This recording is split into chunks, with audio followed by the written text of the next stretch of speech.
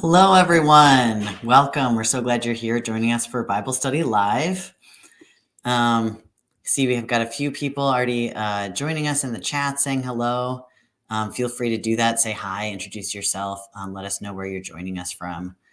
We're going to start just by introducing the folks we've got joining the discussion today. We've got a couple of guests from the TMC community that we're excited to have with us.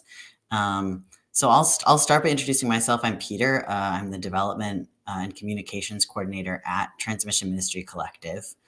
And our other two team members are doing various things tonight. So I'm holding down the fort as the member of staff here. But we've got a couple of guests joining us. So Tara, do you want to start by introducing yourself? Sure. Hi, I'm Tara. I use she, her pronouns. I am a moderator of the Transmission Ministry Collective Discord channel, and I have my Master's of Divinity from Candler School of Theology, and those are the qualifications that might be relevant for this. We're so glad you're here. Thanks. Mac, want to climb in and introduce yourself? Yes, I'm Mac. Pronouns are he, him. I'm just a member of the TMC community. I have an MTS from Vanderbilt, and I'm also a PhD student working on trans readings of the Gospel of John at the moment. We're going to have to do a John passage one of these times too, because we got to get your dissertation into the mix. There we go. I can troubleshoot my John 18 reading at some point. That's okay. The one I'm more nervous about. Oh yeah, great. Well, thank you so much, Tara and Mac, for being here. We are discussing Mark 9, 30 through 50. And we're going to start like we usually do, just reading through the passage, talking a little bit about the sort of, context and framing for it. And then we're going to just move through it a chunk at a time and chat about it. And please, folks in the chat, feel free to jump in as well. And we'll be keeping an eye on that and bringing that into the conversation too. So excited to have everybody here.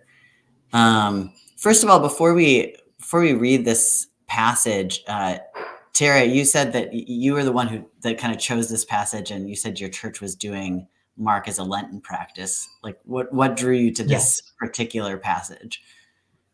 So this particular passage, when I was reading it with my church, I came across a part that talks about Jesus saying, "Whoever welcomes these children welcomes me and the one who sent me." And I was just struck in that moment about how different that is from what we get for how people treat trans and queer kids in Christian households, and thinking about the radical acceptance that's part of that, that's so clear in the text. And it was something that was really meaningful to me, and I wanted to bring that into conversation here so that we could talk about it more. I love that. Yeah, I'm excited to get to that part of the passage. Well, let's start by just reading through it. Does one of you want to read from whatever translation you're using? I'm happy to. Yeah. I'm happy to. Okay. Yeah, so I'm reading from the NRSV, starting from verse 30. We went on from there and passed through Galilee. He did not want anyone to know it, for he was teaching his disciples, saying to them, "The Son of Man is to be betrayed into human hands, and they will kill him, and 3 days after being killed, he will rise again." But they did not understand what he was saying and were afraid to ask him. Then they came to Capernaum, and when he was in the house, he asked them, "What were you arguing about on the way?" But they were silent, for on the way they had argued with one another who was the greatest. He sat down, called the 12, and said to them, "Whoever wants to be first must be last of all and servant of all." Then he took a little child and put it among them, and taking it into his arms, he said to them, "Whoever welcomes one such child in my name welcomes me and whoever welcomes me welcomes not me, but the one who sent me." John said to him, "Teacher, we saw someone casting out demons in your name, and we tried to stop him because he was not following us." But Jesus said, "Do not stop him, for no one who does a deed of power in my name will be able soon afterward to speak evil of me. Whoever is not against us is for us. For truly I tell you, whoever gives you a cup of water to drink because you bear the name of Christ will by no means lose the reward. If any of you is a stumbling block before one of these little ones who believe in me, it would be better for you if a great millstone were hung around your neck and you were thrown into the sea. If your hand causes you to stumble, cut it off. It is better for you to enter life maimed than to have two hands and to go to hell, to the unquenchable fire. And if your foot causes you to stumble, cut it off. It is better for you to enter life lame than to have 2 feet and to be thrown into hell. And if your eye causes you to stumble, tear it out. It is better for you to enter the kingdom of God with 1 eye than to have 2 eyes and to be thrown into hell, where their worm never dies and the fire never quenched. For everyone who will be salted with fire, salt is good. But if salt has lost its saltiness, how can you season it? Have salt in yourselves and be at peace with one another." A lot going on there. Yeah, kind of a lot. It's definitely Mark. Yeah. How much can we condense into? Immediately, the disciples went off to the next place. Yeah. Everything happens Immediately, immediately. Jesus. Yeah. Immediately. It all happens immediately. Yeah. Yeah. Well, let's start a little bit about like talking about Mark and sort of what we know about this kind of, gospel telling approach that Mark has. So yeah, definitely everything happens immediately. It's very, very quick, very fast moving, right? The disciples do not look good in Mark. The disciples are at their dumbest in Mark. They never understand things, and Mark is not shy about informing us of that. Does not do them any favors. Yeah, they really, just over and over again. And I was noticing too when I was reading the chapter before and after this too, just over and over again. It's like the disciples did not understand. They did not understand. Once again, they did not understand. And that just kind of continues throughout. In fact, the story right before this is about is the story of a boy possessed by a demon, and the disciples are not able to cast it out. And Jesus sort of scolds them or rebukes them and says, basically implies that they don't have enough faith. So yeah, they're not coming across great. You'd think that Mark would be nice enough just to like leave them silent every once in a while instead of always being like, "I don't get it." Well, yeah, either they don't get it or they. Oh, sorry. Go ahead, Tara. Sorry. Yeah, no, I was just gonna say. I mean, for part of this passage, it does say that they were afraid to ask him, so they are left silent. There's meaning still got to be described to it. Yeah, yeah, there's still commentary. They've just gotten it wrong so many times at this point. They're like, you know what? I'm not even going to bother to ask. Yeah, like I know whatever I'm thinking can't be right. So it's just Well, Mark too is supposed to have been, or the writer of Mark is supposed to have been really connected to Peter, right? That's what I remember reading. That this is in some ways considered like Peter's gospel. Yeah, that is one of the theories, is that he's good friends with Peter and sort of got Peter's story. And I like the idea that Peter, even as he's remembering it and like explaining it to Mark so Mark can write it down, he's still like, yeah, no, we were not getting it at all, ever. Like, write that down again. I really didn't get it. Yeah. Jesus was kind of mad. Yeah. Yeah.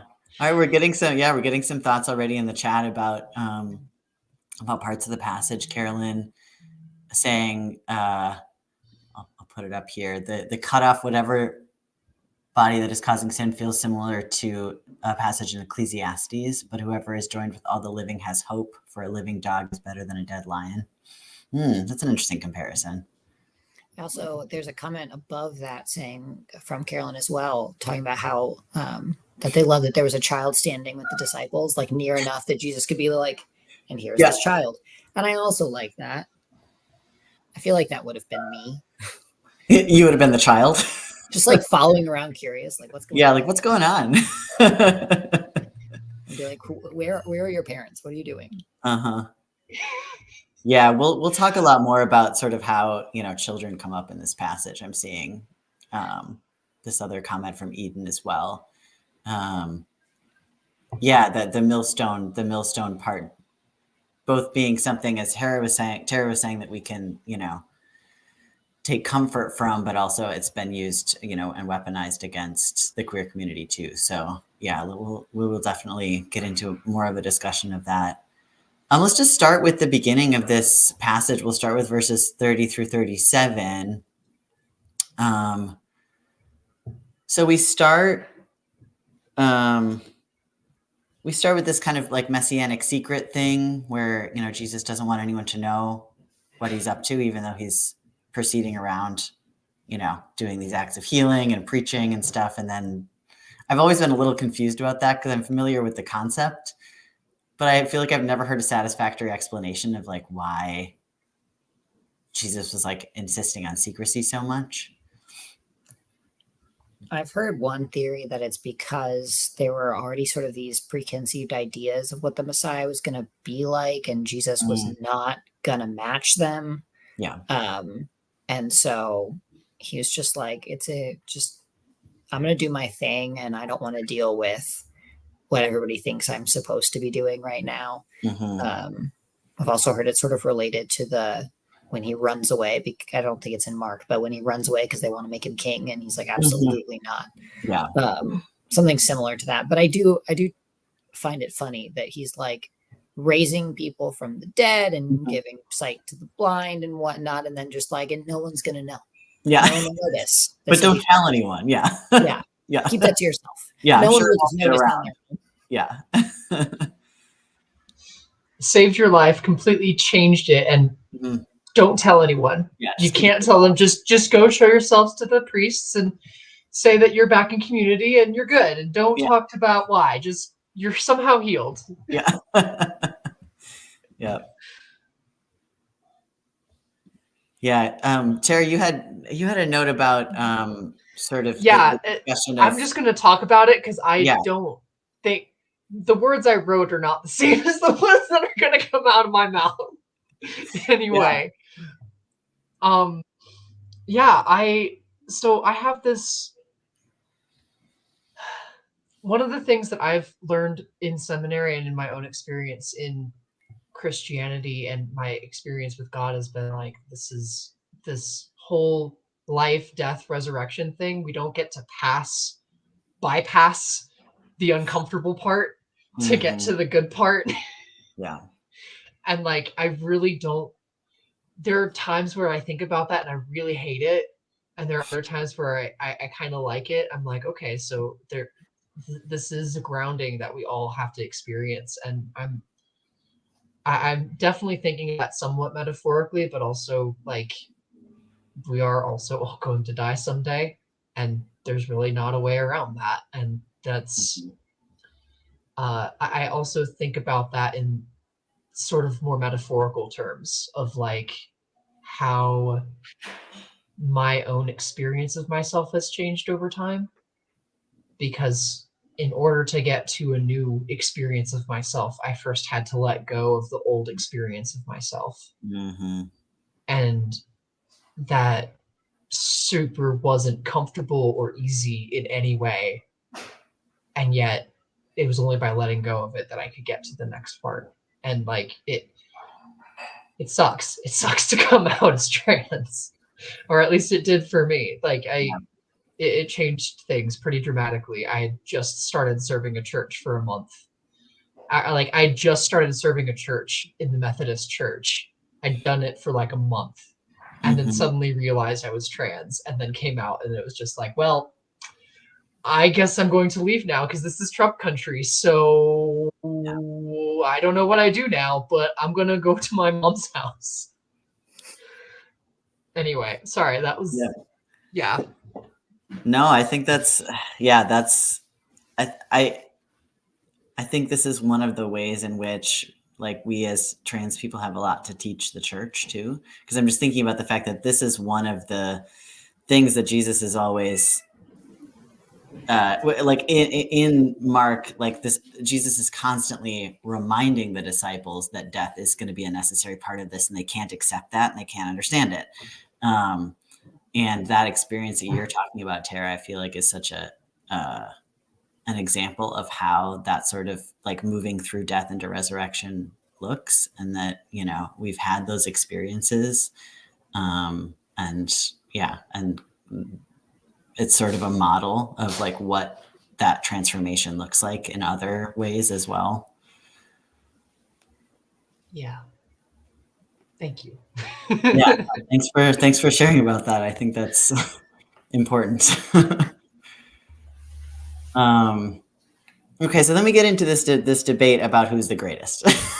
So once again, the disciples just doing the most. Maybe the disciples were the children. Yeah. That's the level of understanding they portray. Yeah, right. I do prefer the parallel of like when James and John are basically having this argument and bickering, and Jesus is like, sure, fine. You want to follow me? Great. And they don't realize that that's like a death threat, but they're just like, yes, we did it. Yeah. Front row seats. Yeah. Yeah. It's a much more toned down version of it, but they're just like, and I also like that they're like, we can't tell him that this is what we were talking about. It's like that moment when like you get caught doing a thing, you know, you're not supposed to, but they're not sure what you did yet. And you're just like, yeah, I won't tell if you won't tell. Yeah. Right. It's like when the teacher asks you like, what's in your hands? And you're like, oh, I can't show you that. Yeah. I don't know what you think it is, but I can't show you now that you've asked. Yeah. Yeah, but it's like really good.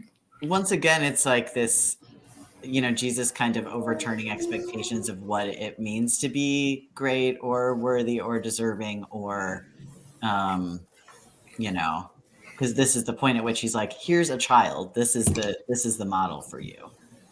I want their reaction to that. Like, I want to see how they responded. Like, was it like this, like, oh, we got caught situation? Or like, I want to know, like, was there like a level of reflection there of like, ooh, this is different than I expected it to be. I really thought that we were heading in a different trajectory than we are. And you're talking about being a servant and children, and this is not what I thought this was going to be. Like, I want to know the disciples' reaction to that, because it could have been, oh, this is something new and something different. This is interesting, and I want to see where this is going to go. Or it could be panic of, this is not what I thought I signed up for. Right. You are supposed to be, like I was saying earlier, you're supposed to be this kind of Messiah, and that kind of Messiah shouldn't be telling me that I'm supposed to be a servant. So it's a little disappointing depending on what you're going for. Yeah. Yeah, we get so little of that, like what the actual response is, like, oh, on to the next thing, on to the next teaching or the next moment. Yeah, I think it's kind of useful though, because then we can sort of put in like, well, what was my gut reaction to that? And what would I might have said if Jesus said that to me? And it sort of requires us to sort of put ourselves in there and imagine it, which I think makes it a little bit better than maybe we read it and the disciples go, oh yes, that's so right. That's absolutely what we should do. And then we're all in the back like, I guess I should keep my thoughts to myself too. Right. That was not my first thought. No, that's true. The fact that the disciples find it so hard to understand or like have these feelings of resistance to some of what they're being taught is actually really helpful in giving us kind of space to explore our own doubts. Yeah. And hey, you cannot understand it at all and still make it into the Bible. There you go. Well, I think one of the things that really resonates with me about this is the desire to do it right. because I feel like that's something I've always had a really, sure, who's the greatest, that could be interpreted as like, who has the most power or the most say or something. But it could also be like, well, who's doing this best? And I feel like I have often had that desire to know that I'm doing it exactly correctly. And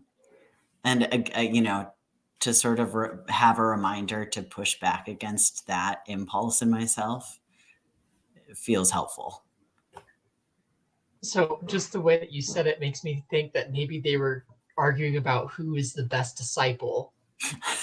Who's being the best disciple? Who's being the best teacher's pet to Jesus right now? And then Jesus is like, what are you talking about? They're like, ah! Yeah. They're like, the best disciple wouldn't be saying this. Mm-hmm. Mm-hmm. Right. I like that. Yep. So then we have this child who, was for some reason hanging out. Just there. Yeah. Carolyn was saying that they're imagining other children being there with the 12, just like when Jesus was in the temple as a kid. I like that image. Oh, they were planning a push-up contest. I wouldn't put it past this particular group of disciples. Right. Most disciples might do that. Yep. Mm-hmm. Yeah. Look at me, Jesus. Look at me. Yeah. Look at me, I'm the greatest. I can do more one-handed push-ups than Peter. Oh, funny. Yeah, I do kind of love the fact though that they're like in this group that includes kids, which I was also reading a commentator who was saying like it was definitely a children should be seen and not heard kind of culture. So even just like giving kids attention or like kind of centering them in that way was unusual, would have been unusual. Let alone saying like, be like this child. This is the example that I'm giving you. Yeah, something that I think is a little bit, I don't know, sad about the time, but does sort of give more weight to what Jesus is saying is like, not only like where kids were like not seen but not heard, but they also weren't really considered agents. Like they were not subjects. They weren't making decisions. They had no agency in pretty much anything at all. And so the fact that not only is Jesus talking about like welcoming a child, but then talking about defending a child, protecting a child, that's also not a thing. And so I think of like all the different groups now that we think of as not really being sort of jumping ahead, but not really being agents, or we don't really, the people who get dehumanized all the time, because Jesus clearly has some interest in protecting those particular groups.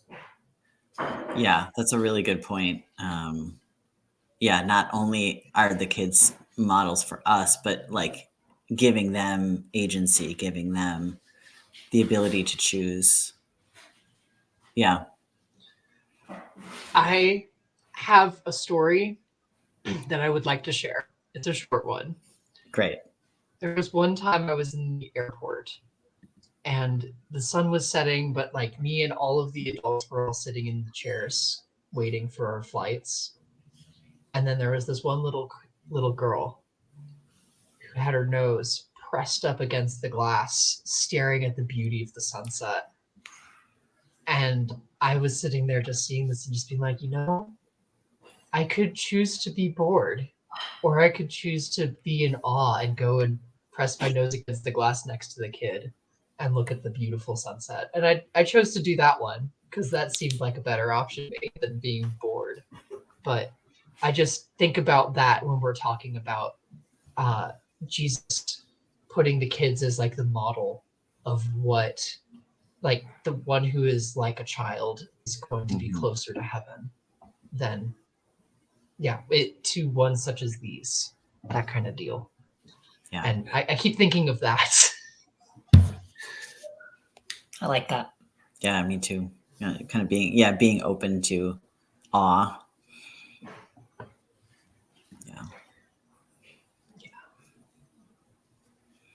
So we were talking a little bit too about, this idea of welcoming children and how that is the call that, Jesus is making here, and how, this is one of the reasons that you were drawn to this passage, Tara, is because we are not seeing that happening among, Christian communities that claim to be following Jesus. Did you want to say any more about like kind of your thoughts on that?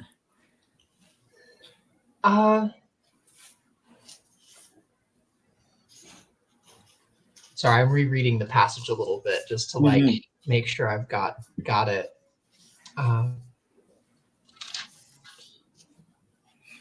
Yeah, I just think about that this is related to hospitality and how hospitality is really managed in the biblical texts.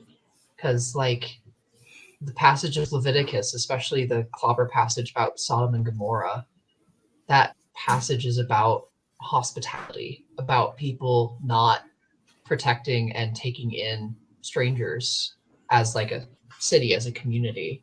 And I think about that kind of hospitality with respect to kids in this passage of like Jesus saying, go welcome them in, take care of them, when others are being taught that they should be kicking them out, and like how the kicking them out is just so antithetical to the hospitality piece that's so strongly prevalent in the ways that the Bible talks about what is good to do.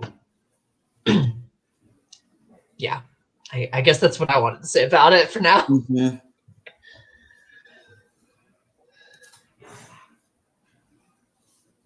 Yeah, I was thinking, I thought the same thing as soon as I started reading this passage and starting looking into it for tonight.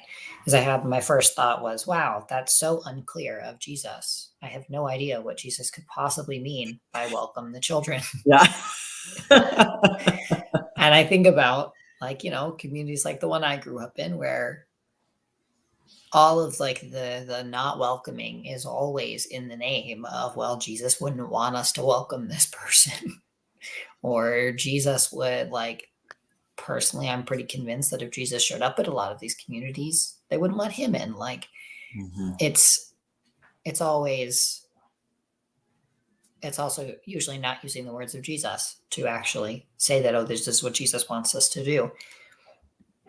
And this is definitely an oversimplification, of all of the Gospels. Jesus does some stuff that I don't particularly like. Controversial statement, but there you go. But this one is real blunt. Yeah. Whoever welcomes one such child in my name welcomes me. Like, that's just, it's right there. Like, I don't believe in proof texting, but if we were going to. Yeah, it's not unclear. Yeah. Yeah. And I love that it is unconditional. It is not this kind of child or that kind of child or these kinds of children and not these ones. It's just very unconditional. Just whoever accepts a child, who accepts children, accepts me. Yeah, fun little Greek fact. Like, the reason why we have pull and put it among them is because the word child is a neuter noun. There's no gender associated with that. And I kind of like that too. We don't know the gender of this child. This is just a child, and it didn't matter. We get no description of this kid. Nothing about this kid. Didn't matter because this kid was welcome regardless. I like that. Yep. Yeah, I liked what you said in your notes too, Tara, about it's not about accepting the right children. It's about welcoming the children. Yeah, exactly. Oh, yeah. I like Carolyn's comment here that they're writing about queer kinship. This passage about welcoming children, alluding to non-normative family structures. I really like that as well. About, the kind of community that's being formed, doesn't necessarily fall along conventional lines. Oh, I'm looking back over in my notes, and in the context of the queer kinship and queer family, I am thinking about like the way that Jesus talks about this welcoming of the children is communal. The way that he's suggesting this isn't saying you just do this one thing and you're good. It's like you welcome other people into conversation with you, into your community, into your home, into who you're sharing food with. And thinking about how different that kind of communal mindset is from a space where we think about, oh, I got mine and I'm just going to pull up the ladder after me so no one else can, and how different those mindsets are, of like the very individual to the very communal, and loving the way that this story emphasizes that communal aspect of like, who's going to be the greatest? The one that takes care of everybody. Who's going to be the greatest? The one who welcomes the children. Yeah. Just continuing to sort of contradict or reverse or flip on its head sort of what the expectations are of, like you were saying at the beginning, Mac, like who the Messiah is and what kind of, world the Messiah is building. Yeah. Well, I think we should jump on to this next little section. So I'll go ahead and read it just so we have it fresh in our minds. We're going to jump on to verses 38 through 41. And I'm reading from the Common English Bible just to shake things up a little bit. Awesome. I love having multiple translations. Yeah. Yep. All right. So starting with verse 38. John said to Jesus, "Teacher, we saw someone throwing demons out in your name, and we tried to stop him because he wasn't following us." Jesus replied, "Don't stop him. No one who does powerful acts in my name can quickly turn around and curse me. Whoever isn't against us is for us. I assure you that whoever gives you a cup of water to drink because you belong to Christ will certainly be rewarded." That's a pretty short little section, but it just is very meaty, so I thought it was deserving of its own attention. Yeah. Yeah. And Yeah, I think love this again that, sorry. Go ahead, Tara. No, go ahead. I love again that it goes right back to that hospitality piece. Whoever gives you water, like that's immediately hospitality. Yeah, I felt like I had a second thought, but I can't remember it. So you go ahead, Mac. Yeah, I like what you're saying about the hospitality piece. That's not something I've noticed before in this whole chapter, so I really liked it a lot. Yeah, I think that this section is particularly kind of complicated for me because I like what Jesus says at the first part of saying, like, hey, if somebody manages to do something in my name and it works, they're not going to turn around and say something bad about me because obviously it worked. So, it speaks for itself. And I like that part. And I think that it sort of speaks to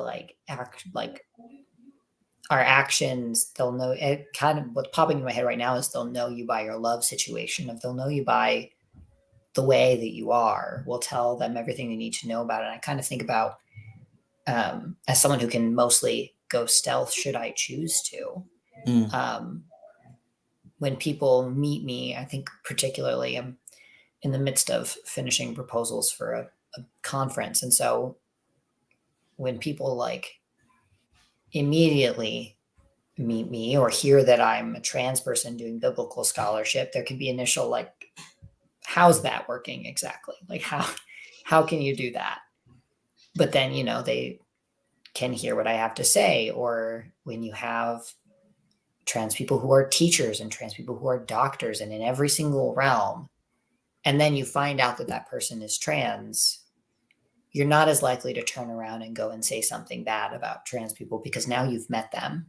Now you've met someone and they've made an impact on you in a positive sense. So you're not as likely to turn around and say something bad. So I like that part a lot. But this whoever is not against us is for us part sounds really nice to me, but makes me nervous because I am noticing, especially right now with the way the world is, just not being against something doesn't seem to be enough anymore to actually make a positive change. And often that is the hope of oppressors and the hope of people doing the bad things, is that everyone else will just be quiet about it. And so not actively aiding in the terrible things is great, but I'm not sure that that's enough to say that you're for something else. Unfortunately, I just got a youth pastor quote in my head of, if you stand for nothing, you'll fall for everything, just popped into my head. That's really deep in there. Those things are just embedded. I think I saw that. I think I've seen that quote in like 7 Habits for Highly Effective Teens. Right. It's everywhere. Yeah. We can never be free. No, I kind of felt similarly when I read that part the first time. Mac, who is not against us is for us. It feels like it is kind of a cop out. But then I was thinking, kind of in the bigger context that we've been talking about, I wonder if it has more to do with sort of like pushing back against ideas of purity, or like doing it right again, where it's like, okay, well, maybe this person doesn't, like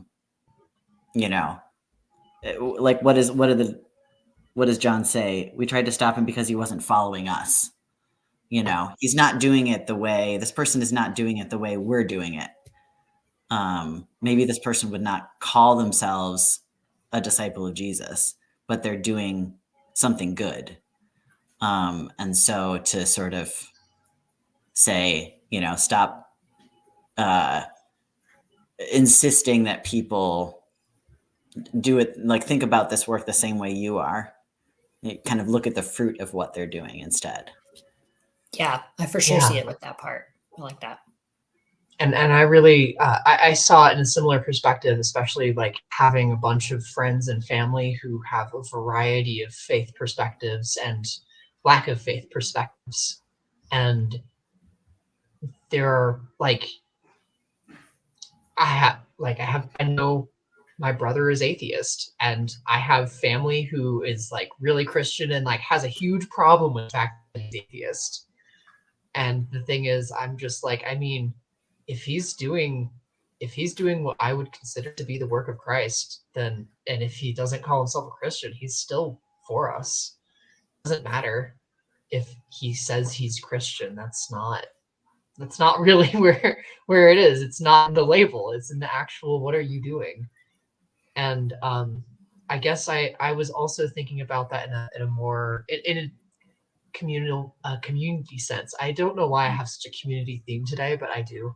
Love it. Where it's just like, I mean, whoever does the work of queer community, whoever does the work that whoever does the work that is the good of all, that is for the good of all, they're for us.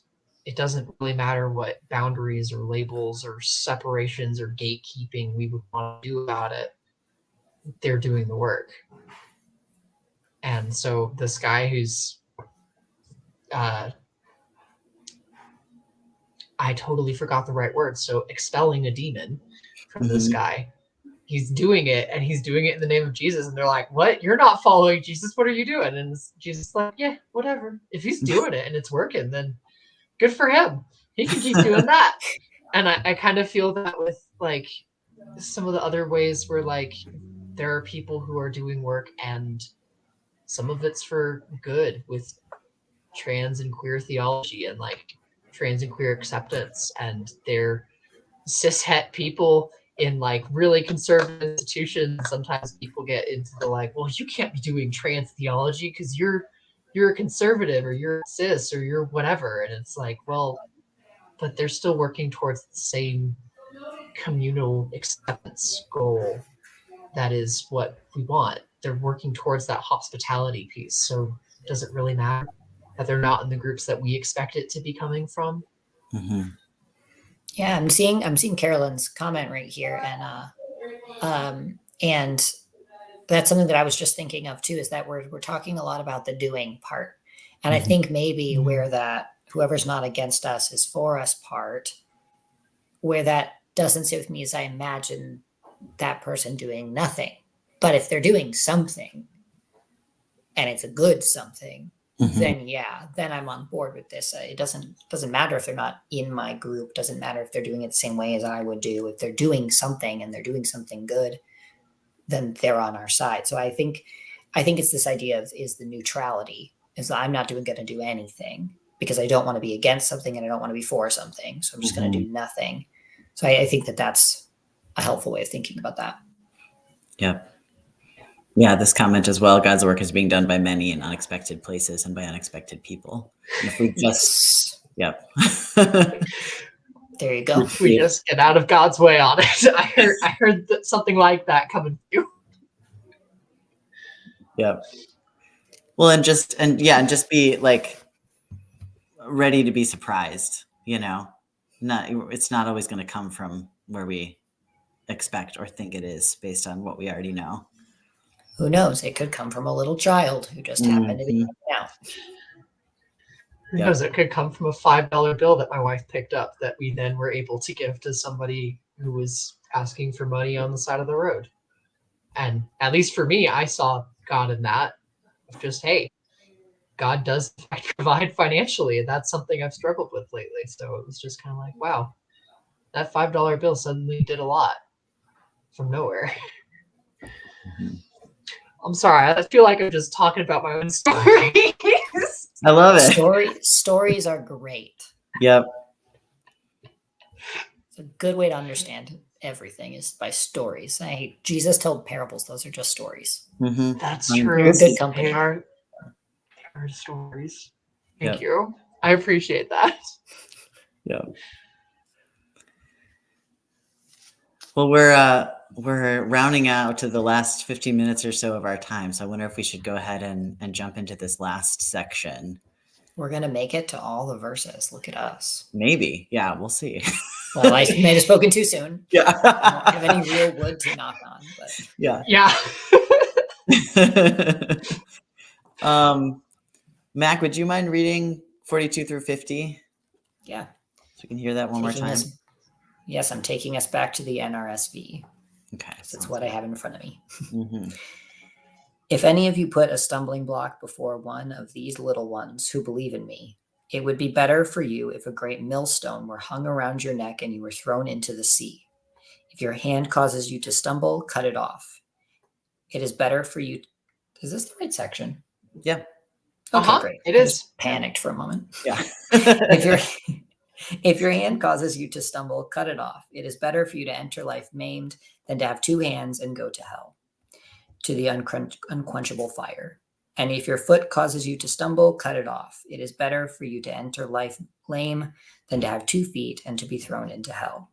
And if your eye causes you to stumble, tear it out. It is better for you to enter the kingdom of God with 1 eye than to have 2 eyes and be thrown into hell, where their worm never dies and the fire is never quenched. For everyone will be salted with fire. Salt is good, but if salt has lost its saltiness, how can you season it? Have salt in yourselves and be at peace with one another. Once again, extremely dense. And could be, if understood in particular context, as maybe some of us are familiar with, scary. Yeah. Yeah, I think that was my immediate response to, well, this whole section really, the millstone passage, I feel like I have some really upsetting kind of connotations from. I think there were some folks in the comments kind of alluding to this earlier, but this is definitely one of the passages that I've heard weaponized against queer folks in terms of, you're corrupting children, and it's pretty violent language, so it just, it definitely feels like it's been used as a channel for the violence that a lot of people are projecting towards our community. Yeah, I have a quick thought on that I think is a little bit, maybe it doesn't get rid of the violent language. The violent language is there and there. I don't know what we can do about that. But I think that it's really encouraging when I think about what has come right before this, because Jesus has explained what putting a stumbling block before one of these little ones would be, and it's not welcoming them. Mm-hmm. Jesus has already said, welcome the little children. Like Yeah. that's what you're supposed to be doing. And so if you're putting a stumbling block in front of a little one who believes in Jesus, that sounds to me like that's what happens if you're not welcoming. Yeah. And then we'll chalk it up to hyperbole and say that we don't condone violence against anyone. Yeah. Yep.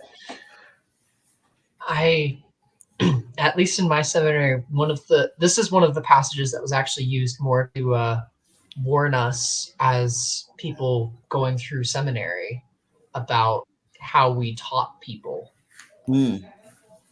to make sure that like we were taught to be experts in this, and we needed to be careful about how we portrayed it and how we told it and how we led people with the theology and things, because we could have that millstone around our neck. It was sort of how it was placed, which is very different from how this passage seems to actually be talking about. But that was just a very different perspective that I got from it. I'm sure somebody said something similar along that same line to us. So this idea of like, once you say you've studied this, once you've looked at this, people are going to listen to you, and you're going to have a authority in this. People are going to give you authority in this, and you need to keep that in mind, because you can either use that for good stuff or you can use that for bad stuff. You can be for or against situation. And Yeah. I think that it's maybe out of context, but always a good reminder. Yeah, it does seem like it seems important to tie the sort of warning to people with power or people who are sort of invested with authority, of like, people are listening to you. Take care with what you say, and what you're communicating when you teach. Yeah. Yeah, I'm also curious if the sort of second part of this passage about chopping body parts off, which is similarly pretty violent language. If other folks have associations with this kind of similarly being weaponized, I think I have associated it with the idea that of like kind of what I was talking about earlier about needing to do things right, and kind of removing any part of yourself that is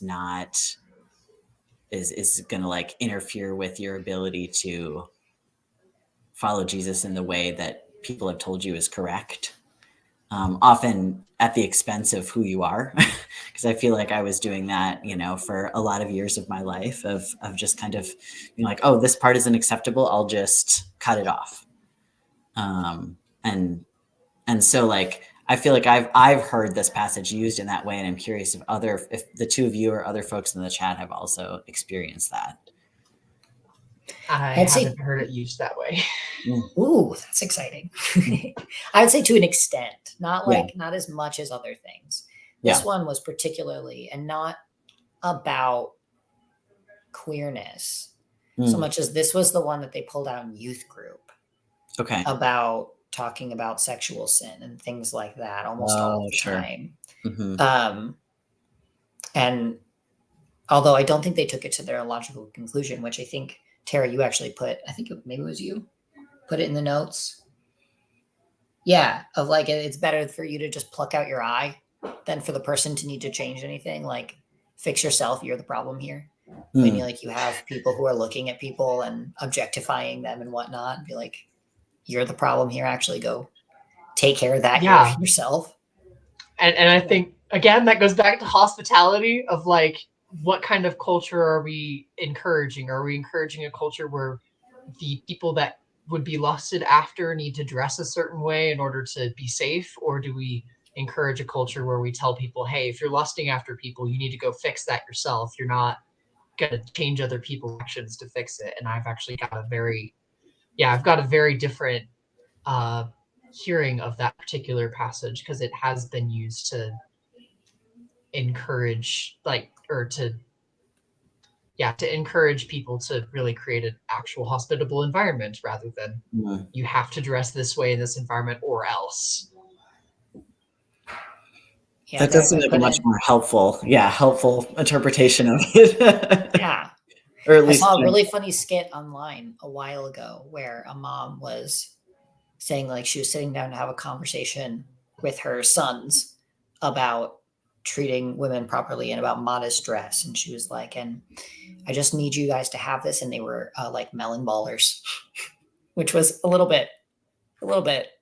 oh, yikes. For the my removal of gosh. it was like, and your dad keeps one of these in his wallet. And so I think it's time you're of a certain age. I want you to have these. And they're like, yes, ma'am, we understand what to do with these. And like, that's extreme. That's a lot. But I do like that responsibility of just like, this is a you problem. And that's what I'm going to teach you. And I like the fact that Jesus is teaching that, responsibility of just like, you're not all bad, but like there are certain things that just aren't okay and aren't acceptable. I think the message stays the same as what you were talking about, Peter, but what is considered the bad thing? What's the thing that needs to be gotten rid of? Changes from things that are just parts of who you are to things that are hurting other people. Well, and if we look at the context again of what those things are that Jesus has been pointing to throughout this entire passage,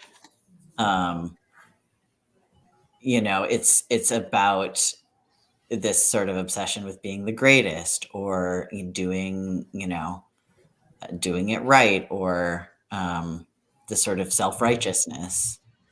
And those are the things that, if we're looking at the context of the passage as a whole, Jesus is asking us to sort of excise. Yeah. Don't worry about doing it right. Yeah.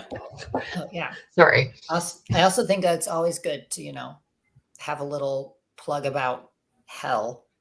And I think that I'm sure than more than just me, but in my context, hell was absolutely like talked about all the time, fire and brimstone all the time.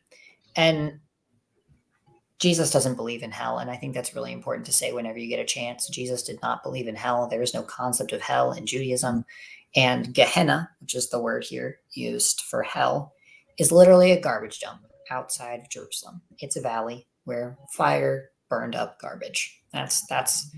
It's a metaphor. And I always think it's really important to keep in mind because it gets used all the time of like this eternal horrible thing. And you're like, Jesus didn't even believe in that. So I certainly don't have to. And that sort of takes some of the fear out of passages like this, I think, too. Well, yeah, and if I actually comment from Reverend Just Chansey, thinking about hell in that metaphorical sense. So, if we kind of interpret it this way, it's better to put yourself on the margins, to self-exclude and still be in heaven than remain central to society but be in hell. I really like that. And I think about that, and like, I really like what you brought in about Gehenna, because that really seems to emphasize that, like, it's you'll live in a trash heap if you're having lustful thoughts, and like the society will become trash. Like, you got to actually make it You're not going to have any hospitable. friends out there, so you're not going to be in community. Like you were talking about community, no one's going to go hang out with you in the garbage dump that's on fire. Right. So you want to be with your friends. You don't Yeah. want to get sent into an unfortunate timeout location. Yeah, Maybe you just gotta clean it up. And there is something else that I do want to mention about this passage before we close or like start concluding. But I wanted to talk about something that I read in this as I was looking at it and preparing, which was just how I know that this isn't at all what the text was talking about, but I do find it interesting to think about this idea of like changing bodies when it causes us to stumble, and thinking about how it can resonate with the way that our transness affects our lives, where like my body causes me to stumble because I get depressed about it because I want to have something different. Well, okay, I'm going to change it, make it so that it's something that actually is helpful instead of just accepting that this is how it is and I have to live with this trash heap of a body because I started with this, which is a Yeah. very different reading than I've ever heard about this text, but I really wanted to share it. No, I like that. I think it also Mhm. works with I got this initially from Candida Moss, does a lot of work with disability theology, and one of the things she looks at is this passage is this word for going into the kingdom of God with one eye. There's two different words that could be used here in the Greek for having the one eye. One is you're blind or you're blind in one eye because something happened to you, like an accident or something, and one is for you are from birth, you only have one eye. And the one that's used in this passage is from birth, you only have one eye. So it's this idea of like, that's naturalized. That becomes part of you. That's just part of who you are. That's part of your story. And I think that works really well with that reading, Tara, of that idea of like, yes, I had to do these things to my body so that I could live and so that I could not live in the trash heap. And that's part of my story and part of who I am. And it's not anything to be ashamed of. And I like that. Mm-hmm. Well, that sounds like a great place to move into any final thoughts or kind of takeaways that any of us have about the passage. But what is there anything for either of you that sort of you're taking away from the conversation? I've really gotten that community piece out of this passage, and I think it sort of came out as I was talking about it. And so I really love that aspect of community, of connection to others and helping one another. And I also love having now this new trans reading of this passage that I didn't have before we had this. Yeah. Yeah, I'm gonna keep thinking about the kids. I'm really interested in Jesus talking so much about children.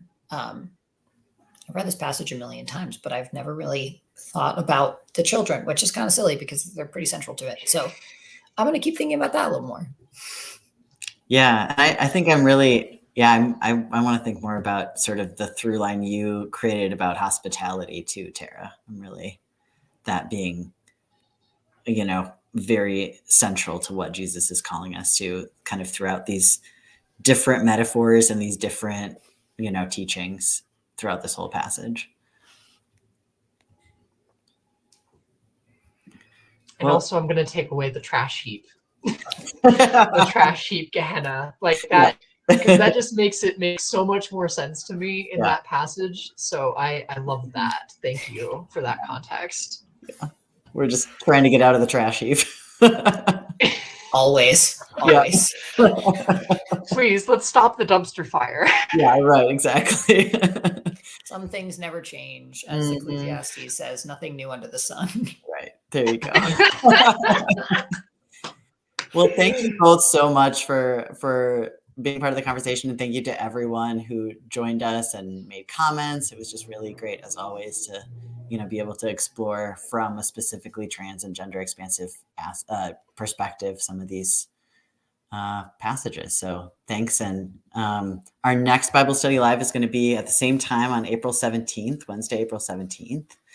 And then just one more TMC announcement, just a reminder that we're going on our spring programming break from March 24th, so this coming Saturday through the 31st. So we won't be having any support groups or other programming during that time, but our Discord channel will be active and moderated. So feel free, if you're looking for connection during that time, to join us there. So have a good night, everyone, and thanks for joining us. All right. Thank you so much.